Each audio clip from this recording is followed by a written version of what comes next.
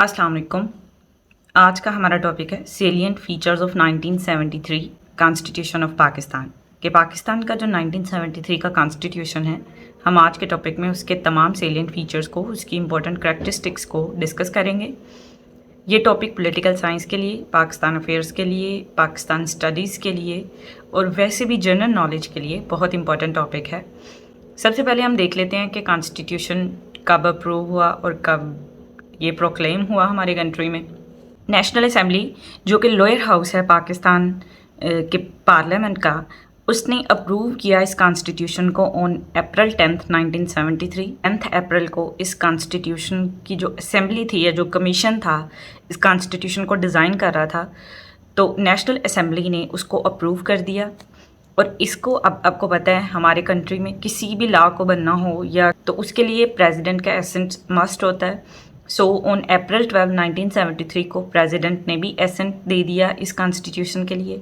And then on August 14 1973 को ये constitution proclaim हुआ, नाफिज हो गया हमारे कंट्री में। यानी 14th of अगस्त 1973 को ये कॉन्स्टिट्यूशन हमारे कंट्री का थर्ड कॉन्स्टिट्यूशन बन गया।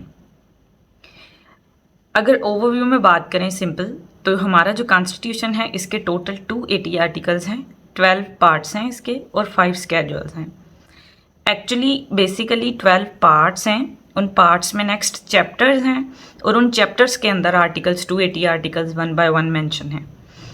इस 18th अमेंडमेंट से पहले हमारे कंट्री के ओरिजिनली 7 स्केड्यूल्स थे, लेकिन अमेंडमेंट के बाद ये स्केड्यूल्स कम होके 5 हो गए आफ्टर 18th अमेंडमेंट। अब हम डिस्कस करेंगे कुछ salient features of constitution of Pakistan. First जो कॉन्स्टिट्यूशन में मेंशन किया गया वो ये कहा गया कि पाकिस्तान में जो सिस्टम है गवर्नमेंट का वो फेडरल होगा।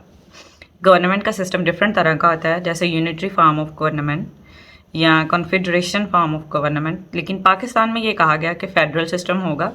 फेडरल में क्या है कि एक सेंटर होगा, जैसे फेडरल है हमारा इस्लामाबाद, और नेक्स्ट प्रोविंसेस होंगे फेडरेशन के अंडर, मींस सेंटर के अंडर नेक्स्ट प्रोविंसेस होंगे।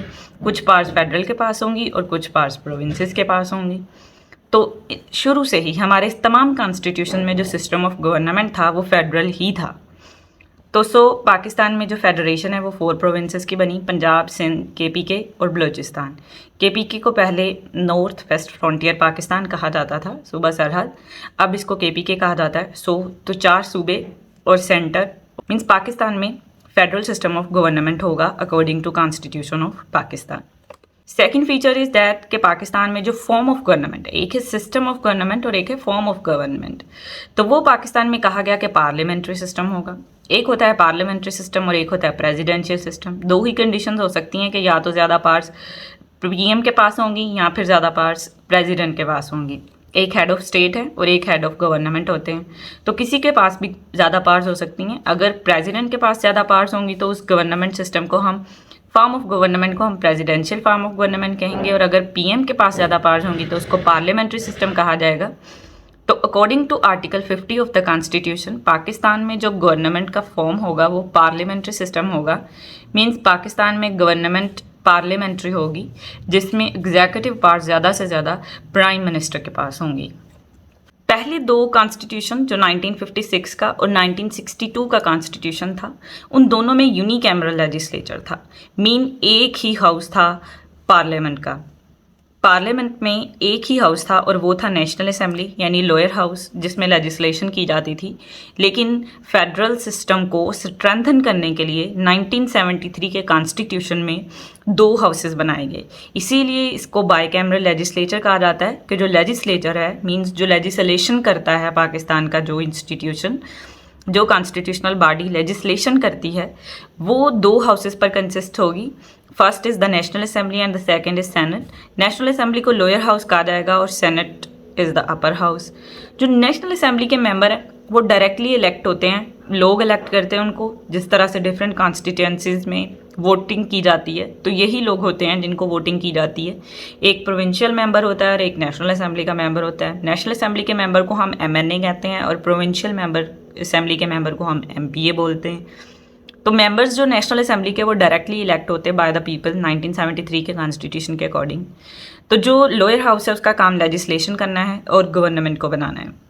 ये सब हमने एक अलग वीडियो फेडरेशन ऑफ पाकिस्तान की वीडियो में डिस्कस किया हुआ है कि किस किस प्रोविंस के पास कितनी कितनी सीट्स हैं, नेशनल असेंबली में भी और सेनेट में भी। नेशनल असेंबली में सीट्स तो होंगी पॉपुलेशन के अकॉर्डिंग, बट सेनेट में तमाम प्रोविंसेस के पास इक्वल रिप्रेजेंटेशन होगी, फेडरल सीट्स भी होंगी। तो जो मेंबर है सेनेट के वो भी डायरेक्टली इलेक्ट होते हैं। आते हैं वो कहाँ से? प्रोविंशियल असेंबलीज से। प्रोविंशियल असेंबलीज से ये आते हैं तमाम के तमाम मेंबर ऑफ सेनेट। इनका काम क्या होता है? इनका काम चेक एंड बैलेंस रखना होता है। वैसे तो इतनी पावर्स नहीं हैं इस वक्त पाकिस्तान के सेनेटर्स के पास जितनी पावर्स, जैसे हमने ये मेथड जो है सेनेटर्स का मेथड यूएसए के कॉन्स्टिट्यूशन से ही ड्राइव किया है, लेकिन कॉन्स्टिट्यूशन ऑफ यूएसए ने जितनी सेनेटर्स को पावर दी हैं इतनी पाकिस्तान में सेनेटर्स के पास पावर नहीं है। But according to constitution of 1973 member of senate जो है वो रिव्यू करेंगे the acts made by national assembly, कि नेशनल असेंबली जो एक्ट बना रही है उनको रिव्यू करना काम है सेनेटर्स का। तो इस वक्त पाकिस्तान में नेशनल असेंबली के मेंबर्स की तादाद 342 मीन्स अब तो डिज़ोल्व हो चुकी है नेशनल असेंबली, बट जो थे वो 342 थे मेंबर्स।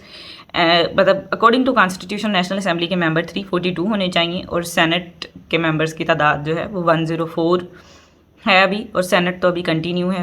नेक्स्ट है constitution, rigidity of constitution. Pakistan का कॉन्स्टिट्यूशन ना तो इतना रिजिड है और ना ही इतना फ्लेक्सिबल है। आर्टिकल 239 ऑफ कॉन्स्टिट्यूशन जो है वो एक्सप्लेन करता है कि किस तरह से कॉन्स्टिट्यूशन में अमेंडमेंट हो सकती है।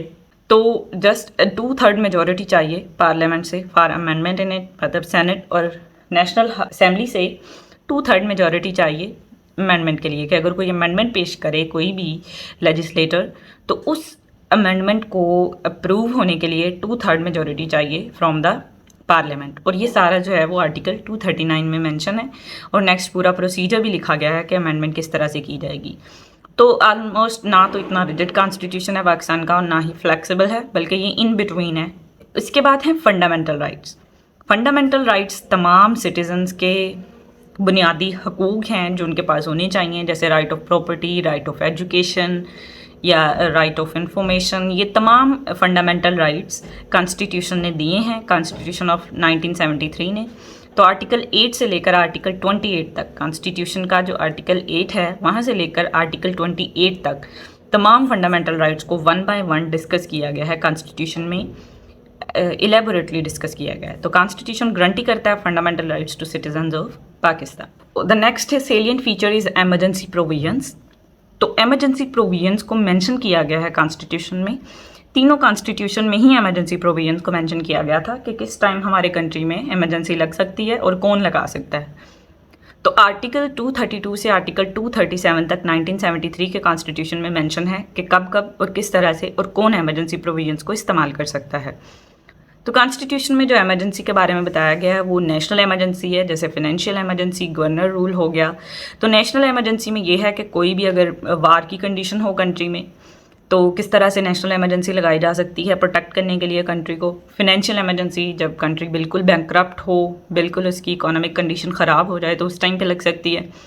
एंड गवर्नर रूल जैसे अगर किसी भी प्रोविंस की कॉन्स्टिट्यूशनल मशीनरी फेल हो जाए तो उस टाइम पे जो प्रेसिडेंट हैं वो गवर्नर रूल लगा सकते हैं या उसको अंडर फेडरल कर सकते हैं प्रोविंस को। इन तमाम इमरजेंसी की पावर्स का इस्तेमाल जस्ट प्रेसिडेंट ही कर सकते हैं हमारे कंट्री में।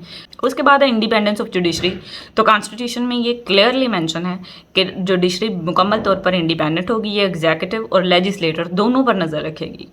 तो कॉन्स्टिट्यूशन इंश्योर करता है इंडिपेंडेंस ऑफ जुडिशरी और जुडिशरी का काम है कि वो सेफ गार्ड करे राइट्स ऑफ द पीपल।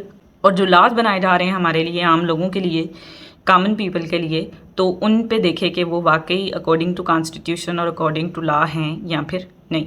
तो ये थे कुछ important salient features of the constitution of Pakistan. अब हम डिस्कस करेंगे इस्लामिक प्रोविजंस हैं जो कॉन्स्टिट्यूशन में, कि कॉन्स्टिट्यूशन में जो इस्लामिक प्रोविजंस को मेंशन किया गया है हम उनको देखेंगे। फर्स्ट इज़ ऑब्जेक्टिव रेजोल्यूशन, जैसे हमने अपनी एक वीडियो में डिस्कस किया था ऑब्जेक्टिव रेजोल्यूशन के पॉइंट्स को, तो वो तमाम अकॉर्डिंग टू इस्लामिक ही थे। लियाकत अली ख़ान ने जिनको प्रेजेंट किया था 1949 में, तो वो उस वक्त जो पहले से मौजूद एक्ट था उसको कंटिन्यू करने के लिए 1935 का एक्ट जो हमारे पाकिस्तान बनने से पहले सब कॉन्टिनेंट में, तो उसको ही आगे कंटिन्यू करना था। लेकिन वो एक्ट बनाया था ब्रिटिशर्स ने, तो इसमें इस्लामिक प्रोविजंस नहीं थी, तो इस्लामिक प्रोविजंस को शामिल करने के लिए ऑब्जेक्टिव रेजोल्यूशन को बनाया गया था, जिसको फिर हमारे नेक्स्ट तीनों कॉन्स्टिट्यूशन में प्रीएम्बल का दर्जा दिया गया। लेकिन उसके बाद अमेंडमेंट के बाद ऑब्जेक्टिव रेजोल्यूशन को 1973 का सब्सटेंटिव पार्ट बना दिया गया, आर्टिकल 2A में इंक्लूडेड है अब ये objective resolution. Next Islamic provision है Islam as a state religion. तो पहले के कॉन्स्टिट्यूशन में ये प्रोविजन मौजूद नहीं थी, लेकिन 1973 के आर्टिकल 2 में, कॉन्स्टिट्यूशन ऑफ 1973 के आर्टिकल 2 में ये कहा गया कि Islam would be the state religion of Pakistan, यानी अब कॉन्स्टिट्यूशन में ये बात मेंशन कर दी गई कि इस्लाम ही पाकिस्तान का स्टेट रिलीजन होगा। एंड इन आर्टिकल 1 ये मेंशन किया गया, आर्टिकल 1 में ये मेंशन किया गया कि पाकिस्तान का name Islamic Republic of Pakistan होगा। फर्स्ट कॉन्स्टिट्यूशन में भी वैसे यही नेम था, Islamic Republic of Pakistan, but in second constitution इसको डेमोक्रेटिक भी रखा गया, रिपब्लिक ऑफ पाकिस्तान, और बाद में बहुत ज़्यादा लोगों की तरफ से इसको नापसंद किया गया कि इस्लामिक हटा के डेमोक्रेटिक रख दिया गया है, तो फिर सदर अयूब खान ने अगेन अमेंडमेंट करके इसमें इस्लामिक का वर्ड भी इंक्लूड कर दिया था। 1973 के कॉन्स्टिट्यूशन में शुरू से ही आर्टिकल 1 में मेंशन है कि पाकिस्तान का नाम इस्लामिक रिपब्लिक ऑफ पाकिस्तान होगा। एक और इम्पोर्टेंट इस्लामिक प्रोविजन वो ये कि काउंसिल ऑफ इस्लामिक आइडियोलॉजी एक कॉन्स्टिट्यूशनल बॉडी शामिल की गई कॉन्स्टिट्यूशन में आर्टिकल 199 के अकॉर्डिंग। तो कॉन्स्टिट्यूशनल बॉडी का काम ये है कि वो पार्लियामेंट को ये बताएगा, लॉज के अकॉर्डिंग उनको एडवाइस देगा कि हाँ ये लॉज इस्लाम के अकॉर्डिंग हैं या नहीं हैं, जो कि लॉज लेजिस्लेटर्स यानी नेशनल असेंबली या सेनेट बना रहे हैं, पार्लियामेंट जो लॉज बना रहे हैं वो लॉज अकॉर्डिंग टू इस्लाम हैं या फिर या नहीं हैं। तो ये कॉन्स्टिट्यूशनल बॉडी है जिसको 1973 के कॉन्स्टिट्यूशन में के अकॉर्डिंग शामिल किया गया, बनाया गया। इसके लास्ट इंपॉर्टेंट सेलियंट फीचर ये है इस कॉन्स्टिट्यूशन का कि पहले दोनों कॉन्स्टिट्यूशंस को एब्रोगेट कर दिया गया। 1956 का कॉन्स्टिट्यूशन और 1962 का कॉन्स्टिट्यूशन एब्रोगेट कर दिया गया, बट इस कॉन्स्टिट्यूशन में ये मेंशन है इन आर्टिकल 6 कि इस कॉन्स्टिट्यूशन को एब्रोगेट नहीं किया जा सकता।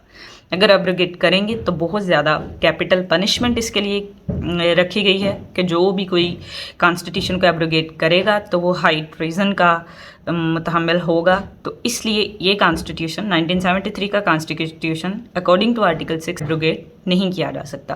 तो ये थे important salient features of constitution of 1973। इनको आप अपनी कहीं भी आंसर राइटिंग में मेंशन कर सकते हैं जहाँ भी रेलेवेंट प्रोविजन होगी। तो नेक्स्ट वीडियो में हम डिस्कस करेंगे तीनों कॉन्स्टिट्यूशंस का कंपैरिजन, 1956, 1962 एंड 1973 का कॉन्स्टिट्यूशनल एनालिसिस करेंगे हम। तब तक के लिए अल्लाह हाफ़िज़।